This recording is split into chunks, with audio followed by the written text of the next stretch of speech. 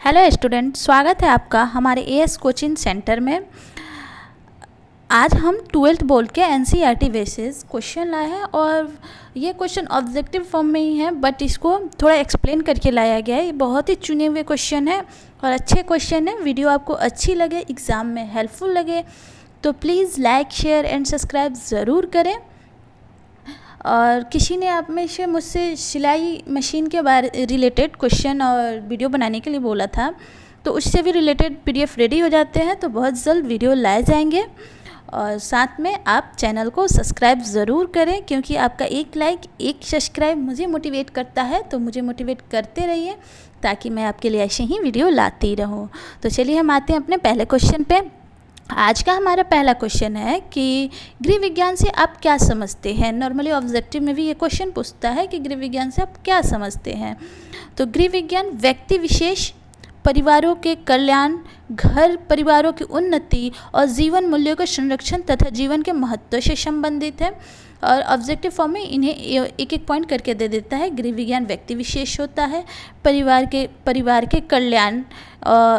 कल्याण के लिए होता है, घर परिवार की उन्नति एवं जीवन के मूल्यों के संरक्षण के लिए होता है तथा घरेलू जीवन के महत्व से संबंधित होता है। किसी भी तरह से ये क्वेश्चन पूछे जा सकते हैं। नेक्स्ट आते हैं हम, नवजात शिशु की वृद्धि और विकास कैसे होता है, तो इसके बारे में देख लेते हैं। तो नवजात शिशु की वृद्धि, ये जो क्लास है ये सबके लिए है, चाहे वो बोर्ड एग्ज़ाम या फिर इंटर एग्ज़ाम की तैयारी कर रहे हैं उनके लिए भी है, क्योंकि उनके एग्ज़ाम में भी ऐसे क्वेश्चन आते हैं। और जो कंपटीशन की तैयारी कर रहे हैं उनके लिए भी है। सब्जेक्ट होम साइंस होनी चाहिए। हाँ, अब हम आते हैं सेकंड क्वेश्चन पे। नवजात शिशु का वृद्धि और विकास कैसे होता है। तो शिशु का विकास प्रारंभ में तो काफ़ी तीव्र गति से होता है, लेकिन धीरे धीरे शिशु के विकास की तीव्रता कम हो जाती है। लेकिन जैसे जैसे बच्चे की आयु में वृद्धि होती है वैसे वैसे शिशु का शारीरिक विकास और मानसिक विकास होता है। नेक्स्ट क्वेश्चन पे हम आते हैं। बाल्यावस्था के विभिन्न रोगों के नाम बताना है। इसमें देखते हैं क्या है। वीडियो अच्छी लगे तो चैनल को लाइक एंड सब्सक्राइब ज़रूर करें। हम आते हैं बाल्यावस्था के विभिन्न रोग के नाम, देखते हैं क्या है। तो पहला है अतिसार, सर्दी जुकाम, कान का दर्द, आंखें दुखना, निमोनिया, हैजा, खसरा, गलसुआ और गोलकृमि। अब हम आते हैं नेक्स्ट क्वेश्चन पे। जल का संगठन बताना है हमें। जल का संगठन है, जल एक यौगिक है, अक्सर पूछता है जल क्या है, तो जल एक यौगिक है। जल हाइड्रोजन के दो परमाणु और ऑक्सीजन के एक परमाणु के रासायनिक संयुग से बना एक अणु है। अतः जल में हाइड्रोजन एवं ऑक्सीजन का अनुपात 2:1 होता है। जल का सूत्र आप देख ही सकते हैं, यहाँ पे है H2O। नेक्स्ट क्वेश्चन पे आते हैं। विटामिन, हर एक टॉपिक से रिलेटेड ऑब्जेक्टिव और जहाँ तक हो सके थ्योरी भी मैंने डाले हैं। आप चाहें तो चैनल पे जा के देख सकते हैं या फिर डिस्क्रिप्शन में दिए गए टेलीग्राम लिंक को ज्वाइन कर लीजिए। आपको वहाँ पे मेरे सारे ही क्लास मिल जाएंगे एंड पीडीएफ के साथ मिलते हैं। आते हैं हम अपने नेक्स्ट क्वेश्चन पे। विटामिन किसे कहते हैं। तो विटामिन एक प्रकार का रासायनिक तत्व होता है जो हमारे शरीर में बहुत अल्प मतलब कम मात्रा में पाए जाते हैं और हमारे शरीर के उत्तम स्वास्थ्य के लिए आवश्यक होते हैं।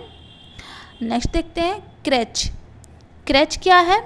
तो क्रैच में बच्चों को सुरक्षित रखने की व्यवस्था होती है। क्रैच एक ऐसा सुरक्षित स्थान है जहां बच्चे की सही देखभाल में तब तक छोड़ा जा सकता है जब तक माता पिता काम में व्यस्त रहते हैं।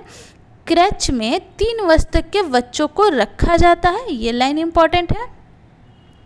आते हैं नेक्स्ट क्वेश्चन पे। संतुलित आहार से आप क्या समझते हैं, देखते हैं। वह आहार जिसमें सभी आहार वर्ग जैसे कि ऊर्जा देने व शरीर निर्माण करने वाले, सुरक्षा देने वाले उचित आहार के परिमाण हो जिससे व्यक्ति को सभी पोषक तत्व न्यूनतम मात्रा में प्राप्त हो, उसे संतुलित आहार कहते हैं। वैसे उत्पाद के नाम लिखें जिनमें ISI चिन्ह हो। तो हमें वैसे उत्पाद के बारे में जानना, इससे ये भी पता चल जाएगा कि किस तरह के उत्पाद पे ISI का चिन्ह लगा होता है। तो आइए हम देखते हैं।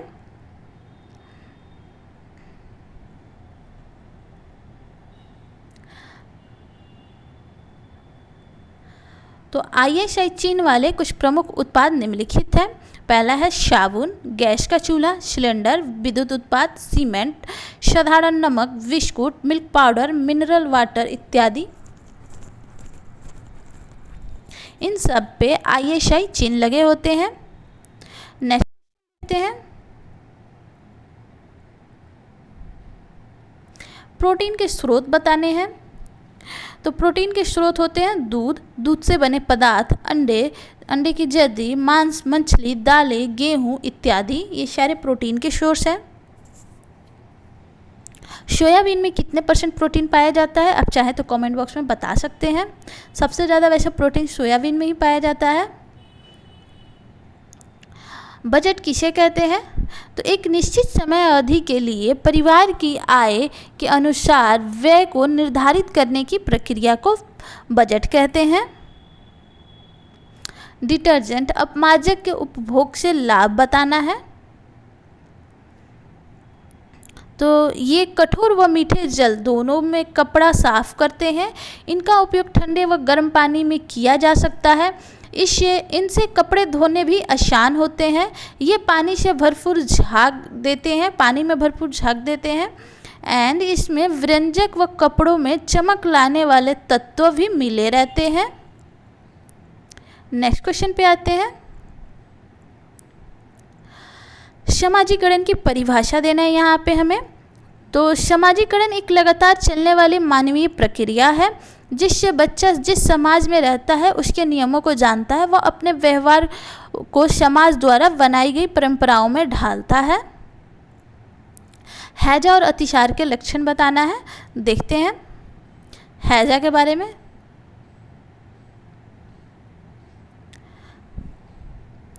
तो हैजा में पतले दस्त आते हैं जो कि देखने में चावल के पानी जैसे होते हैं। उल्टियाँ आती हैं और व्यक्ति का रक्तचाप कम हो जाता है। ऐसा ऑप्शन में पूछ सकता है ऑब्जेक्टिव में कि हैजा में व्यक्ति का रक्तचाप कम होता है या फिर ज़्यादा, तो कम हो जाता है।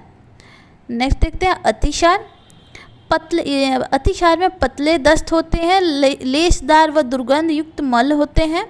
कभी कभी वमन भी होता है, त्वचा ढीली हो जाती है, कमजोरी आदि हो जाता है। नेक्स्ट देखते हैं घरेलू हिसाब किताब रखने के लाभ देखने हैं। हम यहाँ पे देखते हैं इससे अधिक व्यय करने से बचा जा सकता है, अपव्यय को कम किया जा सकता है, लाभ का रिकॉर्ड रखने से परिवार की कुल आय व व्यय को जाना जा सकता है, विभिन्न वस्तुओं पर कितना व्यय होना चाहिए इसका अनुमान लगाया जा सकता है, उधार लेने की आदत को रोका जा सकता है, आय व व्यय में संतुलन बनाए रखना सरल हो जाता है। घरेलू हिसाब किताब के ब्यौरे से परिवार के लक्ष्यों की पूर्ति सरल हो जाती है। नेक्स्ट क्वेश्चन देखते हैं वस्त्रों के चयन को प्रभावित करने वाले कारक हैं। तो कौन कौन से हैं देखते हैं वस्त्रों के चयन को। तो वस्त्र के चयन को प्रभावित करने वाले कारक निम्न हैं। पहला है धन की उपलब्धता। मौसमी कारण, जैसे कि हम सर्दी में ऊनी कपड़े पहनते हैं ना और गर्मी में कॉटन कपड़े, तो इसलिए मौसमी कारण। फैशन तथा सामयिक परिवर्तन, शरीर के अनुसार उपयोगिता, अवसर के अनुसार वस्त्रों की उपयोगिता, व्यक्तित्व की अभिव्यक्ति, वस्त्रों की देखरेख, वर्तमान स्टॉक पर आधारित भविष्य के लिए खरीद, व्यवसाय कार्य पर आधारित चयन, वस्त्र और कार्य, इन सारे वजह से वस्त्र के चयन प्रभावित होते हैं। नेक्स्ट क्वेश्चन देखते हैं राष्ट्रीय बचत पत्र के लाभ। अभी तक आप सिर्फ इतना ही जानते होंगे कि राष्ट्रीय बचत पत्र कहाँ से मिलता है। तो ये डाकघर से मिलता है। अब इसके लाभ के बारे में थोड़े देख लेते हैं। राष्ट्रीय बचत पत्र के लाभ निम्न हैं। इसमें निवेश करने पर जमा राशि पर 20% आयकर छूट मिलती है। नेक्स्ट है, जमा धनराशि 6 वर्ष में 1000 रुपये से बढ़कर 1601 रुपये हो जाएगी। जमा धनराशि पर ब्याज की दर लगभग 6% वार्षिक होती है। आवश्यकता पड़ने पर क्रेता निश्चित समय से पूर्व भी धन वापस ले सकता है, परंतु धन प्राप्ति पर आयकर लगता है। नेक्स्ट देखते हैं, संक्रमण फैलने वाले कारक। तो वो कारक निम्न है। वायु, पहला वायु देखते हैं। वायु के द्वारा जब कोई स्वस्थ व्यक्ति दूषित वायु में सांस लेता है तो वायु के साथ रोगाणु भी उसके शरीर में प्रवेश करके उसे रोगी बना देते हैं। वायु द्वारा संवाहित रोग टीबी, डिप्थीरिया, खसरा, निमोनिया, केनफिडे, इन्फ्लुएंजा इत्यादि से पीड़ित हो जाता है। जल द्वारा फैलता है। टाइफाइड, पेचिश, हैजा इत्यादि दूषित जल से के प्रयोग से होता है। संसर्ग, कुछ संक्रामक रोग जैसे कि डिप्थीरिया, यहाँ पे डिप्थीरिया होना चाहिए, पीरिया लिख दिया है, डिप्थीरिया, दाद, खुजली आदि रोग के संपर्क में रहने से होता है। नेक्स्ट देखते हैं, कीड़े व चूहे के वजह से। तो रोगाणु विशिष्ट प्रकार के कीड़े द्वारा काटने पर स्वस्थ व्यक्ति के शरीर में प्रवेश कर उसे रोगी बना देता है। भोजन, जब कोई स्वस्थ व्यक्ति इन रोगाणुओं द्वारा संक्रमित खाद्य पदार्थों का प्रयोग करता है तो उसे रोगी बना देता है, जैसे कि दस्त, पीलिया इत्यादि। नेक्स्ट देखते हैं, पोषण का सिद्धांत। तो पोषण का सिद्धांत आहार आयोजन का एक महत्वपूर्ण सिद्धांत है। एक परिवार में विभिन्न व्यक्ति हो सकते हैं, जैसे कि बच्चा, किशोर, वयस्क, गर्भवती स्त्री, वृद्ध इत्यादि। अतः आहार आयोजन करते समय प्रत्येक खाद्य वर्ग में कुछ न कुछ आहार आयोजन में शामिल करना आवश्यक है, ताकि एक समय के आहार में एक ही तत्व की अधिकता न हो जाए। नेक्स्ट देखते हैं, समय व्यवस्थापन को परिभाषित करना है। तो देखते हैं, न्यूनतम समय में अधिकतम कार्यों की गुणवत्तापूर्वक संपन्न करना ताकि व्यक्ति और पारिवारिक लक्ष्यों की प्राप्ति हो सके, समय व्यवस्थापन कहलाता है। ज्ञानात्मक विकास क्या है? तो ज्ञानात्मक विकास सोचने समझने की मानसिक प्रक्रिया है। यह विकास ज्ञान का वह प्रक्रिया है जिसमें मस्तिष्क में अनेकों प्रतिक्रियाएं होती हैं, जिसके माध्यम से किशोर ज्ञान प्राप्त करता है। अब नेक्स्ट एंड लास्ट है, ये इम्पॉर्टेंट पॉइंट मुझे एग्ज़ाम के पॉइंट है वो उसे बड़े ही अच्छे लगे, इसलिए मैंने आपके लिए इसी वीडियो में इसे इंक्लूड कर दिया है। देखते हैं कुपोषण, इससे बहुत से क्वेश्चन आते हैं हमारे एग्ज़ाम में। तो भारत में कुपोषण 8 तथ्य हैं जिनके कारण होता है।